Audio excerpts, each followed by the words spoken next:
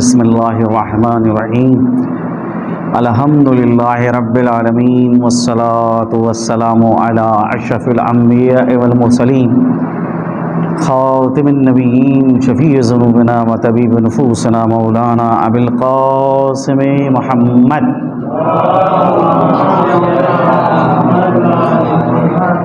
وآلہ الطیبین الطاہرین ولعنۃ اللہ علی اعدائہم اجمعین من الآن الی قیام یوم الدین اما بعد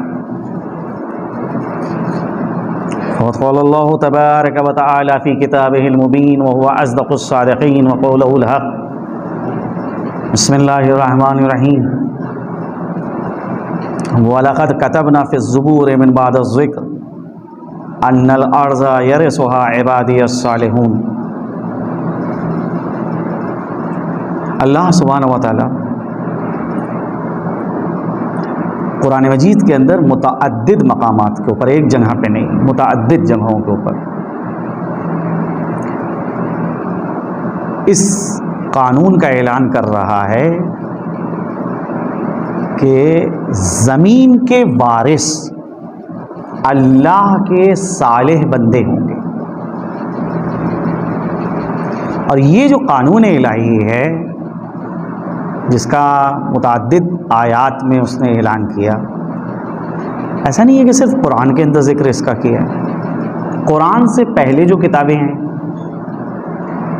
چاہے توریت ہو، چاہے زبور ہو، چاہے انجیل ہو، وہاں کے اوپر بھی اس نے اس بات کو ذکر کیا۔ چنانچہ یہ ہے کریمہ کی جو آپ کے سامنے جو ہے وہ میں نے تلاوت کی کہ ہم نے توریت کے بعد زبور میں اس بات کا ذکر کیا کہ زمین کا وارث اللہ کا صالح بندہ ہوں کہ صالح بندے ہوں۔ اب یہ سب سے اہم مسئلہ ہے یہاں کے اوپر، وہ یہ کہ وراثت جو زمین کی ہے اس سے کیا مراد ہے۔ معمولاً جو ہے جو وراثت ہمارے اور آپ کے ذہن میں ہے، ایک چیز میراث کے طور کے اوپر جب آپ کو ملتی ہے، آپ اس چیز کے مالک ہوتے ہیں، آپ جیسا چاہیں اس چیز کے اندر تصرف کریں، آپ کے مالکانہ تصرف کو کوئی نہیں روک سکتا ہے۔ یہ زمین جس کے اوپر ہم اور آپ زندگی بسر کر رہے ہیں، اس کا کون وارث ہے؟ کیونکہ ہم دیکھیے اس کے وارث نہیں ہیں، ہم کو فقط یہاں حق کے استعمال بخشا گیا ہے۔ دو چیزیں ہیں فقہ کے اندر، دو قانون ہیں، ایک قانون ہے اصالت الاباحہ اور دوسرا قانون ہے اصالت التملیک، اور ان دونوں قانونوں کو ہمیں سمجھنا ہوگا۔ کچھ چیزیں ایسی ہیں کہ جہاں ہم کو صرف استعمال کا حق بخشا گیا ہے، مالکانہ تصرف ہم اس میں نہیں کر سکتے۔ مثال کے طور کے اوپر گورنمنٹ آپ کے لیے پارک بنواتی ہے، تو جو پارک بنوائی ہے وہ کس غرض کے تحت بنائی؟ ہدف اس کا کیا ہے؟ مقصد کیا ہے؟ بھئی اس کا مقصد یہ ہے کہ علاقے کے لوگ آئیں اور آ کے یہاں کے اوپر بیٹھیں، جو ذہن کے اوپر تھکن ہے اس تھکن کو دور کریں، سبزہ جو پارک میں موجود ہے اس سے لطف اندوز ہوں، اب آج چاہے 1 گھنٹہ رکیں، چاہے 2 گھنٹہ رکیں، چاہے 3 گھنٹہ رکیں، کوئی حرج نہیں، استعمال کا ان کو پورا حق ہے۔ لیکن پارک میں جانے کے بعد کوئی ایسا کام نہیں کیا جا سکتا کہ جو مالکانہ تصرف کا اظہار کرے۔ اگر کوئی مالکانہ تصرف کا اظہار کر رہا ہے تو یہ بہرحال قانوناً جو ہے غلط چیز ہے، ٹھیک نہیں ہے کہ آپ پارک میں گئے ہیں ہوا خوری کے لیے، اپنے ذہن کو تازہ کرنے کے لیے، اور وہاں کے اوپر جا کے آپ جو ہیں وہ اپنا مکان تعمیر کرنے لگیں، یا وہاں کے اوپر اس کی جو ہے وہ پلاٹنگ کے سلسلے میں سوچیں کہ اس پارک کو کیسے ختم کیا جائے، اور ختم کرنے کے بعد اس کی پلاٹنگ کر دی جائے۔ یہ ساری چیزیں کہ جو مالکانہ تصرفات سے ربط رکھتی ہیں، اس کا حق کسی کو نہیں۔ یہ سڑکیں کہ جس کے اوپر ہم اور آپ گاڑیاں دوڑا رہے ہیں، یہ سڑکیں ہم کو جو گورنمنٹ کی جانب سے مہیا کی گئی ہیں، ہر سال بنوائی جاتی ہیں، اور بہرحال اس بات کا خیال کیا جاتا ہے انتظامیہ کی جانب سے کہ عوام کو کسی قسم کی کوئی دشواری نہ ہو سڑکوں پر راستہ طے کرنے میں، تو کیا ہے، حق استعمال صرف یہاں پہ بخشا گیا ہے، حق تصرف ہے لیکن صرف اسی حد تک کہ جو مالکانہ تصرف کی ترجمانی نہ کرے۔ استعمال ایک کرنا کسی چیز کا الگ ہے اور مالکانہ حق جتانا الگ چیز ہے۔ آپ کے گھر میں مہمان آیا، آپ نے مہمان کے سامنے چائے رکھی، ناشتہ رکھا، ان ساری چیزوں کا آپ نے مہمان کو مالک بنایا ہے یا فقط حق تصرف بخشا ہے؟ صرف حق تصرف بخشا ہے، مالک نہیں بنایا ہے۔ اگر مالک بنایا ہے تو مہمان پھر یہ حق رکھتا ہے کہ وہ اس ناشتے کو اٹھائے اور اٹھانے کے بعد اپنے ہمراہ لے کے چلا جائے، تو ہم اور آپ اعتراض نہیں کر سکتے۔ یا وہ جناب اٹھائے ناشتے کو اور اٹھانے کے بعد جو ہے وہ کسی کو ہبہ کر دے تو ہم اعتراض کا حق نہیں رکھتے اگر مالک بنایا۔ لیکن فقط اگر استعمال کا حق بخشا ہے تو اس کے معنی کیا ہیں؟ اس کے معنی یہ ہیں کہ آپ جب تک یہاں پہ ہیں اس وقت تک آپ اس سے استفادہ کیجئے، لیکن جب جانے لگے تو یہ ساری چیزیں یہاں کے اوپر چھوڑ کے چلے جائیں۔ واضح ہو رہی ہے چیز؟ اب یہ اتنی بڑی زمین جو دنیا جس پہ آباد ہے اور مختلف اقوام جس کے اوپر آباد ہیں اور ہر قوم دعوے دار ہے کہ ہم اس زمین کے مالک ہیں۔ مالک کے معنی کیا ہے؟ یعنی ہم کو حق حکومت حاصل ہے، ہم جیسا چاہیں ویسا اس زمین کے اندر تصرف کریں۔ اور مسئلہ یہ ہوتا ہے کہ طاقت کا دیو اتنا خطرناک دیو ہوتا ہے کہ جو اس کے اوپر سوار ہوتا ہے وہ اپنے حواس گم کر دیتا ہے، کیسی کیسی حرکتیں وہ کرنے لگتا ہے۔ اب آپ سوچئے کہ ہر ایک کی خواہش ہے، ایک زمانہ تھا کہ جہان اسلام کے اوپر جو ہے وہ تاتاریوں نے حملہ کیا اور جو ہے وہ اسلام سمٹ رہا تھا اور لوگوں یہ نے خیال کر لیا تھا کہ بس اب ختم ہوا اسلام، لیکن ساری دنیا کے اوپر وہ چھائے جا رہے تھے جو اس وقت کی دنیا تھی، اکثر جگہ کے اوپر ان کا سکہ چل رہا تھا۔ اور پھر ہوا کیا؟ اللہ نے جو ہے ایک ایسا نظام قائم کیا کہ انہی میں کچھ ایسے افراد پیدا ہو گئے جنہوں نے اسلام کو قبول کر لیا اور پھر جو کل تک کے حملہ آور تھے وہی اسلام کے نگہبان بن گئے۔ تو نظام جو ہے وہ تبدیل ہوتے رہتے ہیں، کائنات کے اندر مختلف نظام ہیں، ابھی بھی اس وقت بھی ہیں۔ اور آپ دیکھیں کہ ایک طرف اگر آپ غور کیجئے تو جتنے بھی نظام ہیں ان کو آپ دو عنوانوں کے ماتحت لا سکتے ہیں، چاہے وہ نظام سرمایہ داری ہو، کیپٹلزم ہو، چاہے وہ کمیونزم ہو، چاہے وہ جناب قبائلی نظام ہو، یہ جتنے بھی نظام ہیں ان کو آپ صرف ایک عنوان کے تحت لا سکتے ہیں، اور وہ عنوان ہے کہ دنیا کے اندر اس وقت دو نظام ہیں۔ ایک نظام ہے جو نظام الہی ہے اور ایک نظام ہے جس نظام کو ہم نظام شیطانی سے تعبیر کرتے ہیں۔ یہ دو نظام ہیں جو آپس میں برسر پیکار، ایک طرف لشکر رحمان ہے، دوسری طرف لشکر شیطان ہے، دونوں میں آپس میں جنگ ہو رہی ہے، ہر محاذ کے اوپر جنگ ہو رہی ہے۔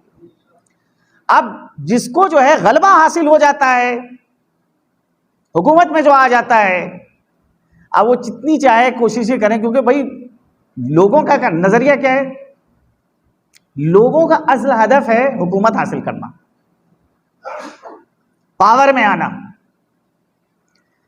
خواہ اس کے لیے جتنی چاہے مشکلات کا سامنا کرنا پڑے، مصائب کو برداشت کرنا پڑے۔ بھائی ایک شخصیت پڑوس کے ملک میں تھی، 10 عیدیں اس نے جو ہیں وہ جیل میں گزاری۔ ایک نامہ نگار نے اس سے پوچھا کہ آپ کو افسوس نہیں ہے کہ آپ کی زندگی کے اتنے سنہرے سال جو ہیں وہ قید خانے میں گزر گئے. 10 عیدیں آپ نے جو ہیں وہ قید خانے میں گزاری, جیل میں گزاری. کیا اس کا نتیجہ ملا؟ تو جب صحیح جہاں بینی نہ ہو, صحیح آئیڈیالوجی نہ ہو, تو جواب اس قسم کا آتا ہے. اس نے کیا جواب میں کہا؟ کوئی مشکل نہیں ہے میرے لیے, میری اس جد و جہد سے میری آئندہ آنے والی نسل جو ہے وہ فائدہ حاصل کرے گی, وہ اقتدار میں آ جائے گی. مقصد کیا ہے؟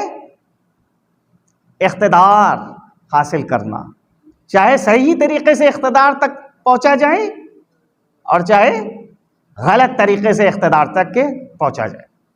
اچھا, اقتدار حاصل کرنا, اس کے پیچھے بھی ایک داعی ہوتا ہے, انگیزہ ہوتا ہے کہ کیوں آپ اقتدار حاصل کر رہے ہیں. کچھ لوگ جو ہیں وہ قدرت کے بھوکے ہوتے ہیں, اور اس قدرت کی جو تشنگی جو ان کے اندر پائی جاتی ہے, اس تشنگی کو دور کرنے کے لیے وہ ہر قسم کا ہزینہ پیش کر سکتے ہیں. وہ چاہے ظاہری طور کے اوپر جو ہے تقوی و پرہیزگاری کی زندگی گزارنا پڑے. وہ صدر اسلام میں آپ دیکھیے کہ جو رسول اللہ کے بعد حکومتیں آئی ہیں, پہلی اور دوسری حکومتوں کے اندر جو ہے آپ کو وہ چیزیں نہیں ملیں گی, وہ رفاہ نہیں ملے گی جو تیسری حکومت کے اندر جو ہے چیزیں نظر آ رہی ہیں, کہ وہ شاہانہ انداز اختیار کر لیا گیا اور مثال کے طور کے اوپر حکومت کو جاگیر کے طور کے اوپر رشتہ داروں میں تقسیم کیا جانے لگا. پہلی شروع کی 2 حکومتوں میں نہیں ہے. تو اب وہ وہاں کے اوپر مفکرین نے سوال اٹھایا ہے کہ کیوں شروع کی حکومتوں کے اندر تو پرہیزگاری بظاہر نظر آ رہی ہے, سادہ زیستی پائی جاتی ہے, اپنے اوپر جو ہے وہ سرکاری پیسے کو نہیں خرچ کر رہے ہیں وہ لوگ, خود اپنے رشتہ داروں کو انہیں نے بڑے بڑے عہدوں کے اوپر نہیں رکھا, اور جو کام بھی انجام دیے ہیں وہ بہرحال عوام کی فلاح اور بہبود کے لیے انجام دیے ہیں. ایسا نہیں ہے کہ سارے کے سارے کام غلط ہیں ان کے, کچھ کام جو ہیں وہ صحیح بھی ہیں. پھر ایک چیز ان کے کیا بھی نظر یہ آتی ہے کہ یہ اس حکومت تک پہنچنے کے لیے جو ہے کتنا بے چین تھے اور کتنا مضطرب تھے اور کتنے پیاسے تھے اس حکومت میں. کہا یہی چیز ہے کہ جو انسان کے اندر پائی جاتی ہے کہ کسی نہ کسی طرح سے کرسی کو حاصل کیا جائے. اب چاہے اس کرسی تک پہنچنے کے لیے ہم کو سادہ زیستی ہی کیوں نہ اختیار کرنا پڑے, تقوی ہی کیوں نہ اختیار کرنا پڑے, پرہیزگاری کیوں نہ اختیار کرنا پڑے. ابھی جو تقوی اور پرہیزگاری خدا کے لیے نہ ہو, حکومت حاصل کرنے کے لیے ہو, تو اس تقوی کی کیا اہمیت اور اس پرہیزگاری کی کیا اہمیت. تو کچھ لوگ ہیں جو تشنا ہیں, وہ چاہتے ہی ہیں کہ کسی طرح سے حکومت حاصل کی جائے. کچھ ہے کہ جو شیطانی افکار کے پیروکار ہیں, دنیا کے اندر شیطانی نظام کو رائج کرنا چاہتے ہیں, چاہے وہ سرمایہ داری کا نظام ہو, وہ بھی مکمل طور پہ شیطانی نظام, کسی بھی اعتبار سے وہ نظام جو ہے وہ انسان کی فلاح و بہبود کے لیے نہیں ہے, انسانیت کے لیے ضرر رساں نظام ہے. کیونکہ قرآن جو ہے وہ نظام سرمایہ داری اور کیپٹلزم کو مکمل طور کے اوپر غلط شمار کرتا ہے. لیکن لا یکون دولۃ بین الاغنیاء, مال کسی ایک ہاتھ کے اندر نہیں رہنا چاہیے. اگر مال کسی ایک ہاتھ کے اندر رہا تو یہ مال کی موت ہے. مال کو معاشرے کے اندر گردش دینا چاہیے. جتنا زیادہ مال کو آپ معاشرے کے اندر گردش دیجیے گا, اتنا زیادہ جو ہے اس مال کے اندر نمو پیدا ہوگا, اور جب نمو پیدا ہوگا تو یہ نمو آثار حیات میں اس کو شمار کیا جاتا ہے. یہ آثار حیات جو ہیں وہ معاشرے کے لیے, انسانیت کے لیے فائدہ مند ہے. آپ اپنے جسم کو اس طرح سے ہاتھ کو باندھ دیں کہ خون کو کا دوران میں روک دوں گا. آپ مشق کریں, ریاضت کریں. بعض احمق قسم کے لوگ یہ کام کرتے ہیں کہ اللہ کی رضا کے لیے جو ہے یہ کام کر رہے ہیں. بھائی اللہ کیوں راضی ہو رہا ہے کہ آپ اپنے نفس کو ہی اذیت میں مبتلا کرتے ہیں؟ ٹھیک ہے, نتیجہ کیا ہوگا؟ کچھ دنوں کے بعد وہ ہاتھ خشک ہو جائے گا. جب وہ ہاتھ خشک ہو گیا تو پھر وہ کسی کام کا نہیں ہے. ویسے ہی مال کا مسئلہ ہے.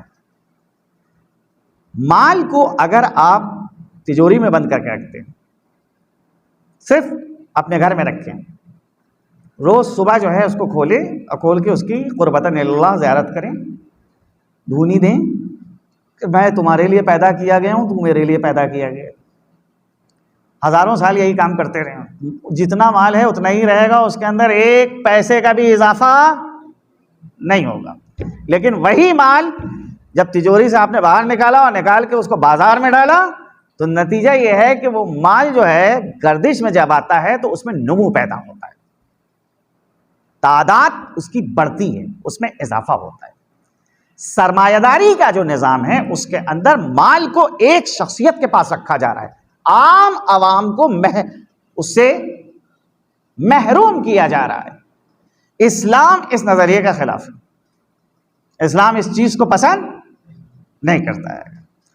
تو اب بہرحال ابھی بھی آپ دیکھ لیجئے کہ اس وقت آپ کو اپنے ملک کے اندر بھی جو ہے وہ نظام سرمایہ داری کے طرفدار لوگ ملیں گے, اور عملی طور کے اوپر وہ کام ہو رہا ہے یہاں کے اوپر کہ کچھ شخصیتوں کو امیر بنانے کی کوشش کی جا رہی ہے, ان کے ہاتھ مضبوط کیے جا رہے ہیں, حکومت جو ہے وہ ان کو مدد دے رہی ہے, جتنے سرکاری ٹھیکے ہیں وہ انہی کو دیے جاتے ہیں, جو کمپنیاں ہیں وہ سب ان کے ہاتھ بیچی جا رہی ہیں, جو جگہیں ہیں وہ ان کے ہاتھ فروخت کی جا رہی ہیں. نتیجہ کیا ہوگا کہ ایک مکمل شیطانی نظام جو ہے وہ آمادہ ہو جائے گا, اور عام افراد جو ہیں وہ افلاس کا شکار ہوں گے, پریشان ہوں گے.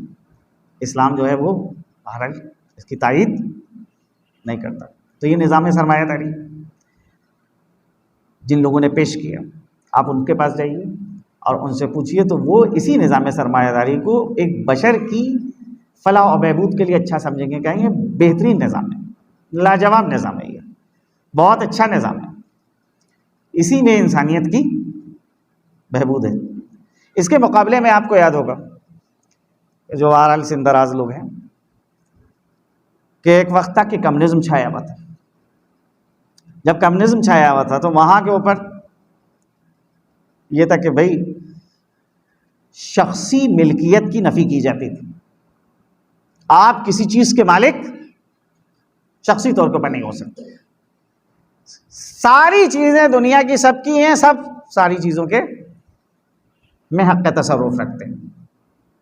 اور وہ جناب نتیجہ یہ ہوا کہ اس نظام کی بنیاد کے اوپر کہ جہاں فرد کو اصل قرار دیا گیا تھا, نظام سرمایہ داری کے اندر سماج کو اصل بظاہر قرار دیا جاتا ہے, اجتماع کو اصل قرار دیا جاتا ہے, کمیونزم میں فرد کو اصل قرار دیا جاتا ہے. اسلام کہتا ہے کہ نہ فرد اصل ہے نہ سماج اصل ہے, اصل ہے وہ عدالت, اصل ہے انصاف. اگر عدالت نافذ ہو رہی ہے اور اس نفوس میں فرد ظلم کا شکار ہو رہی ہے تو عدالت اور انصاف کا تقاضا یہ ہے کہ فرد کے حقوق کی رعایت کی جائے. اور نظام عدالت کو رائج کرنے میں اگر سماج کے لیے نقصان ہے تو نظام پھر یہ تقاضا کر رہا ہے کہ سماج کے حقوق کی رعایت کی جائے. ہر طرف ایک نیا نظام, اور ہر نظام والے یہ مدعی ہیں کہ عنقریب یہ نظام پوری دنیا کو بچا جائے گا. کمیونزم کے حوالے سے کہ جب کمیونزم اپنے بام عروج کے اوپر تھا, سب کا یہ نظریہ تھا کہ کمیونزم عنقریب پوری دنیا کو بچا جائے گا. 70 سال تک رشیا میں وہاں کمیونزم کا نظام نافذ کیا گیا. مساجد کے اندر اذانیں جو ہیں بند کر دی گئی تھیں, علنی طور کے اوپر مسجدوں سے اذانیں نہیں ہوں گی. عزاداری جو ہے وہ تہہ خانوں میں چلی گئی تھی. علماء کو پکڑ پکڑ کے جو ہے وہ ان کا لباس اتروایا گیا, اور جو بہت زیادہ جنہوں نے شجاعت اور بہادری اور استقامت کا ثبوت دیا ان کے گلے کو دبا دیا گیا, ختم کر دیا گیا, ان کی جان لے لی گئی.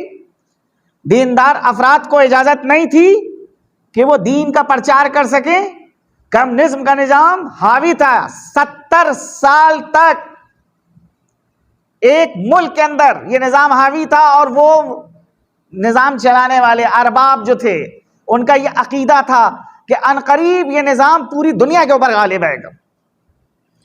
جرت ان کی یہ دیکھیے کہ وہ یہ کہتے تھے کہ ہم نے اپنے ملک سے اللہ کو باہر نکال دیا ہے، ہم اپنے ملک میں اللہ کو دھسنے نہیں دیں گے، وہ یہ جملہ یہ کہتے تھے۔ 70 سال کے ساتھ انہوں نے غرور اور تمکنت کے ساتھ حکومت کری، لیکن وہی نظام اس ملک کے اندر ختم ہوتا ہے، اور ایک وہ ذات کہ جو الہی بصیرت رکھتی ہے اس نے اس نظام کے ختم ہونے سے پہلے ہی پیشن گوئی کر دی تھی کہ یہ عنقریب نظام جو ہے دنیا کے میوزیم میں نظر آئے گا۔ اس سے پہلے کہ آپ کے لیے کوئی راہ نہ رہے، بہتر ہے کہ آپ اللہ کی جانب چلے آئیے اور اس بےہودہ بحث کو چھوڑ دیجئے کہ اللہ کا وجود نہیں ہے، قبول کر لیجئے آپ اسلام کو۔ بمبئی کے اندر نہرو سینٹر کے اندر ایک مرتبہ مشاعرہ ہو رہا تھا۔ آج یہ آپ تلنگانہ کا مسئلہ سن رہے ہیں، تقریباً 1950 کی بات ہے کہ تلنگانہ کے اندر کمیونسٹوں نے حکومت اپنے ہاتھ میں لے لی تھی، اور وہاں پہ یہ اعلان کر دیا تھا کہ تلنگانہ جو ہے وہ ہماری حکومت ہے، اور یہ دکن کا علاقہ جو ہے ہمارا ہے، اور یہ جو حکومت ہے یہ پورے ہندوستان کے اوپر آئے گی، غالب ہوگی، اور یہی نظام پھر ہندوستان سے نکل کے دوسری جگہوں کے اوپر جائے گا۔ نہرو نے جو ہے وہ وارل فوج کو بھیج کے جو ہے وہ ان کی بغاوت کو کچلوایا۔ تو بہرحال جو یہ کمیونزم والے تھے وہ اس نظام کو کے حوالے سے ترانہ ایک پڑھتے تھے کہ جو تلنگانہ سے صبح نمایاں ہو رہی ہے، یہ صبح جو ہے وہ دیگر جگہوں کے اوپر بھی جو ہے وہ چھا جائے گی، غالب ہو جائے گی۔ اب ایک الہی شاعر ایک مشاعرے میں پہنچا، اور یہ بڑے بڑے صنادید کمیونزم جو ہیں وہ موجود ہیں، پہلے ان لوگوں نے ترانہ پڑھا ہے، اب اس نے اپنی ذمہ داری محسوس کری، بھائی جس چیز میں شبہ پیش کیا جا رہا ہے لازم ہے کہ اس شبہ کا جواب بھی جو ہے اسی چیز میں دیا جائے۔ جب اشعار کے ذریعے سے شبہات پیش کیے جائیں تو ضروری ہے کہ اشعار کے ذریعے سے جواب دیا جائے، اور جب جو ہے وہ فرض کیجئے کہ نثر کے ذریعے سے شبہ پیش کیا جا رہا ہے، تقریر ہو یا تحریر ہو، تو اس کا لحاظ کیا جائے۔ تو اس الہی شاعر نے ان سب افراد کو خاطب کیا کہ یہ آپ لوگوں کو شعر میں نظر کر رہا ہوں کہ نئی صبح پہ نظر ہے، مگر یہ بھی ڈر ہے، یہ سحر بھی رفتہ رفتہ کہیں شام تک نہ پہنچے۔ یہ جو آپ نظریہ رکھے ہوئے ہیں کہ عنقریب جو ہے یہ نظام غالب جائے گا، اب آپ اپنے ملک میں محسوس کر سکتے ہیں کہ آج کل جو سرگرمی دکھ رہی ہے ارباب حکومت کی جانب سے، ایک خاص جماعت کی جانب سے، اور جو یہ اظہار کیا جا رہا ہے کہ عنقریب جو ہے اس نظام کے شیدائی پورے ہندوستانی ہو جائیں گے۔ بہرحال کوئی بھی صبح ہو، ہر صبح کا خاتمہ شام پہ ہونا ہے۔ ایک صبح ہے، اس صبح کو صبح امید کہا ہے قرآن نے، لیکن اس کا خاتمہ، صبح امید کا خاتمہ کسی شام پہ نہیں ہونا ہے، بلکہ صبح امید کا خاتمہ صبح قیامت پہ ہونا ہے، متصل ہے۔ صبح امید صبح قیامت سے متصل ہے۔ دنیا میں اس صبح کے مقابلے میں جتنی بھی صبحیں آئیں گی وہ ساری کی ساری صبح جو ہے شام کے اوپر تمام ہوں گی، وہ نظام ختم ہوں گے۔ ظہور سے پہلے اللہ سبحانہ و تعالی ہر فرقے کو، ہر گروہ کو موقع دے گا کہ وہ اس دنیا کے اندر حکومت قائم کرے، اپنے نظام کو لاگو کرے، تاکہ کسی کے دل میں یہ حسرت نہ رہ جائے کہ اگر ہم ذمہ میں حکومت اپنے ہاتھ میں لیتے تو ہم اس سے بہتر انداز سے چلاتے۔ نہیں، سب کو اللہ موقع دے گا، سب اس دنیا کے اندر جو ہے وہ حکومت قائم کریں گے ہر خطے کے اوپر، اور پھر آخر میں بشر اپنی ناتوانی اور عاجزی کا بارگاہ خداوندی میں اعتراف کرے گا کہ پروردگارا یہ نظام حکومت بغیر الہی نمائندے کے نہیں چل سکتا،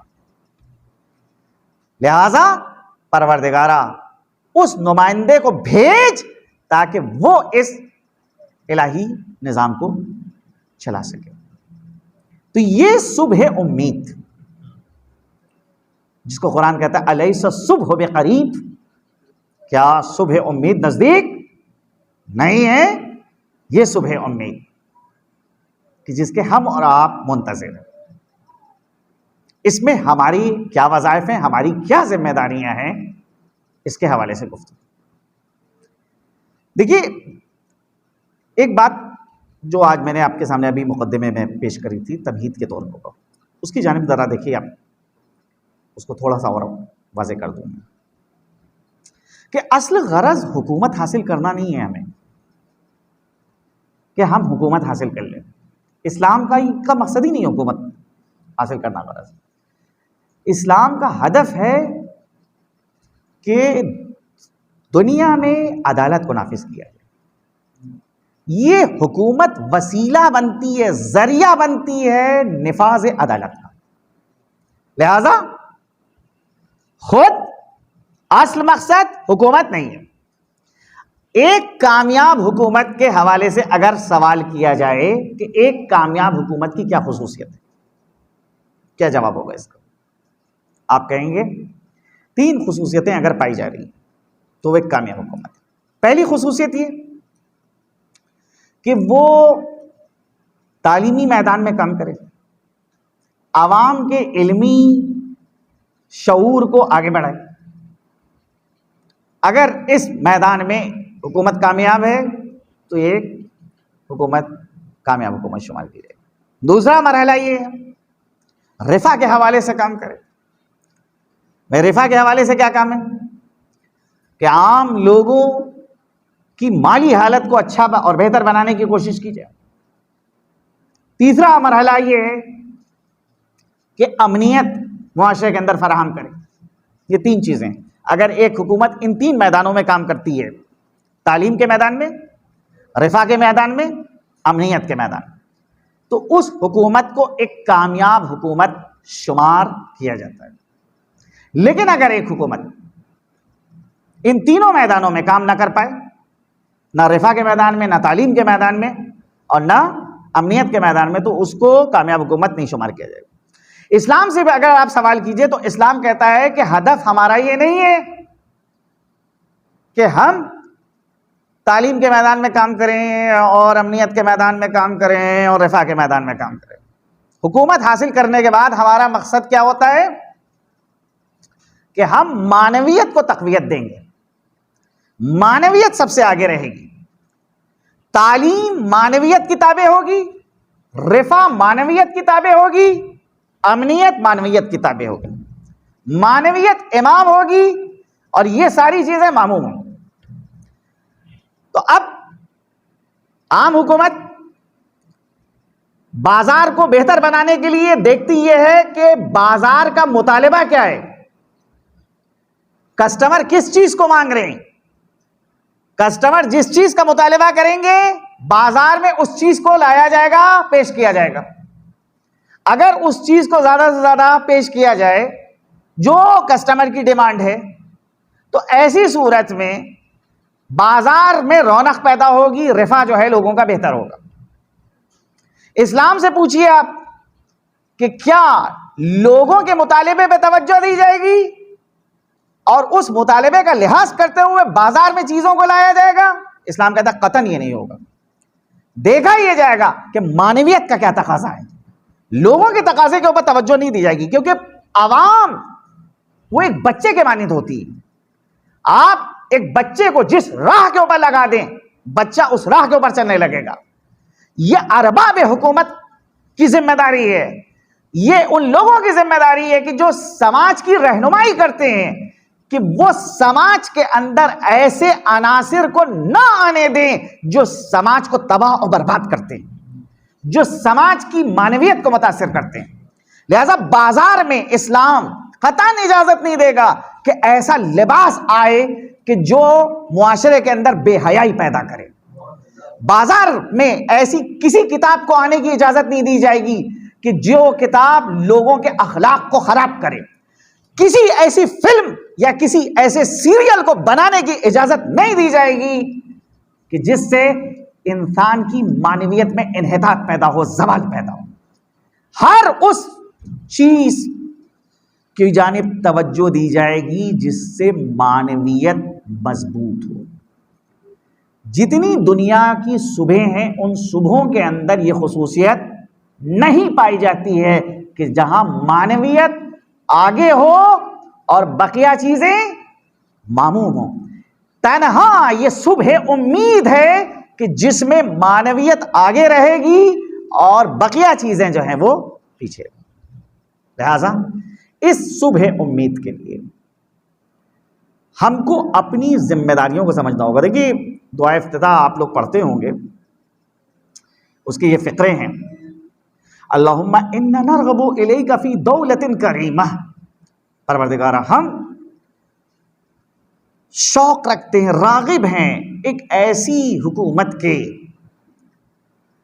تو عز بها الاسلام و اہلا، کہ جس کے اندر اسلام اور صاحبان اسلام کو عزت اور عظمت حاصل، وتذل بها النفاق و اہلا، اور ایسی حکومت کے جس کے اندر نفاق اور جو صاحبان نفاق ہیں وہ ذلیل اور رسوا ہوں.